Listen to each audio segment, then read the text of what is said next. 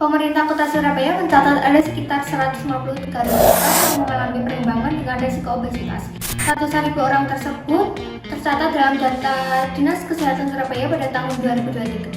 Kelebihan berat badan tidak hanya mempengaruhi penampilan, tetapi juga sangat berpengaruh terhadap kesehatan tubuh. Untuk mengetahui apakah seseorang mengalami obesitas atau tidak, biasanya digunakan indeks massa tubuh atau IMT. Cara menghitung IMT ini sebenarnya cukup sederhana, yaitu adalah rumusnya berat badan dalam kilogram dibagi dengan tinggi badan dalam meter dan dikalikan dengan tinggi badan dalam meter. Nah, dari hasil tersebut kita bisa melihat apakah berat badan seseorang masih normal atau sudah termasuk dalam kategori kelebihan berat badan. Setelah kita mendapatkan nilai IMT, kita bisa menentukannya dengan kategori IMT yang digunakan di Indonesia. Jika nilai IMT kurang dari 17, maka termasuk kekurangan berat badan tingkat berat. Jika 17 sampai 18,5 termasuk kekurangan berat badan tingkat ringan. Jika 18,6 sampai 25 termasuk kategori normal atau gizi baik. Jika 26 sampai 27 termasuk kelebihan berat badan tingkat ringan. Dan jika lebih dari 27 maka sudah termasuk kategori obesitas. Nah, oke, selanjutnya ada obesitas berdasarkan IMT. Di sini saya akan menjelaskan mengenai klasifikasi obesitas berdasarkan indeks massa tubuh atau IMT, khususnya obesitas tipe 1 dan obesitas tipe 2. Nah, di sini ada dua tipe. Yang pertama ada tipe 1 dan tipe 2. Nah, yang tipe 1 terjadi ketika nilai IMT berada pada kisaran 30 hingga 34,9 kg per M2. Pada kondisi ini, tubuh mulai mengalami penumpukan lemak yang cukup tinggi. Gejala yang dapat muncul antara lain mudah lelah, peningkatan lingkar pinggang, serta sesak napas saat melakukan aktivitas.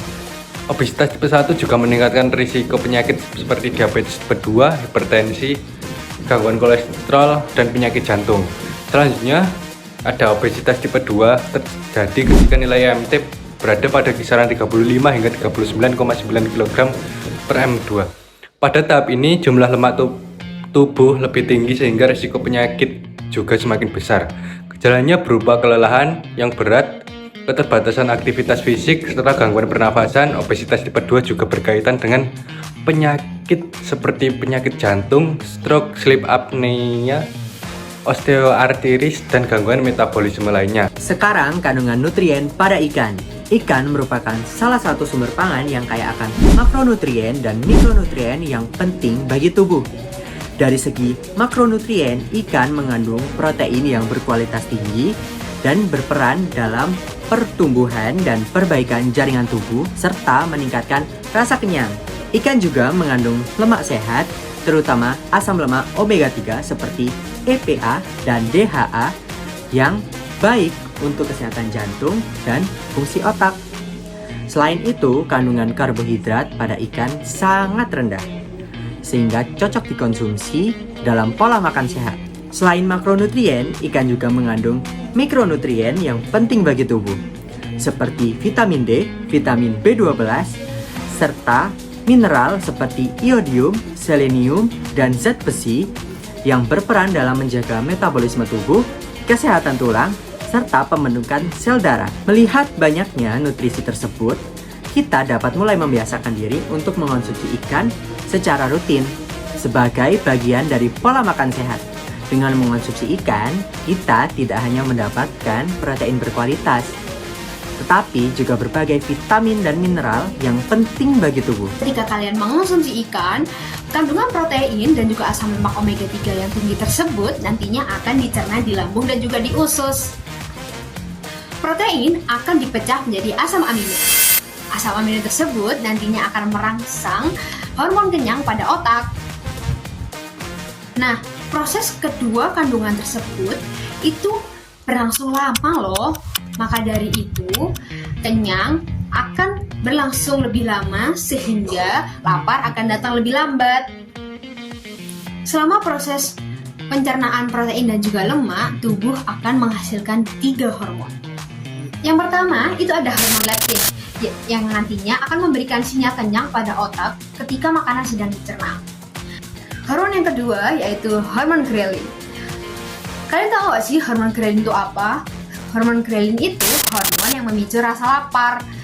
Nah, hormon ghrelin ini akan menurun selama makanan masih berada di lambung dan usus sehingga sinyal lapar menjadi lebih kecil.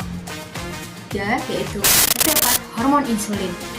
Kalian tahu nggak sih kalau misal protein dan juga asam lemak pada ikan itu dapat menstabilkan insulin.